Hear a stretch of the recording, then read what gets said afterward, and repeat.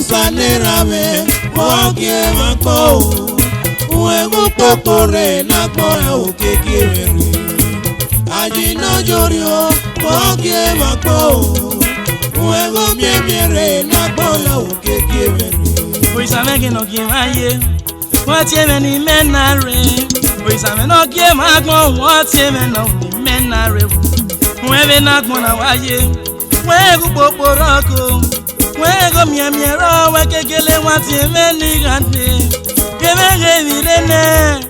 My brother, in one when I hear him, don't not see Omego, a son of his new place. òyìnbó kẹ́lẹ́ rà mí ní tiẹ̀ wù. ọ̀pẹ̀rẹ̀ nílẹ̀ èso kẹ́mẹ́ karùn-ún ní àgbẹ̀ lọ́wọ́ kí a mẹ́pẹ̀rẹ̀. ọ̀fẹ́ mi ní ẹwẹ́ orí ẹ̀pẹ̀ lọ́jọ́lẹ̀pẹ̀ ẹ̀ fẹ́ni rà sí wọn èrè òkèlè so ọ̀nà rí ẹ̀mọ́ ní ẹwẹ́ Omego máa wú tọ́fìyà. wẹ́ẹ́dẹ̀ mi náà kíkì náà kíkèrè o náà wúwe náà gbọ̀n náà jẹ́ ọmọ nígbẹ́ mara kí sẹ́dẹ̀ sí ewu yẹn á jẹ́ wo ìbò mẹ́wọ́n ọmọ nígbẹ́ mara kí sẹ́dẹ̀ sí ewu yẹn á jẹ́ wo ìbò.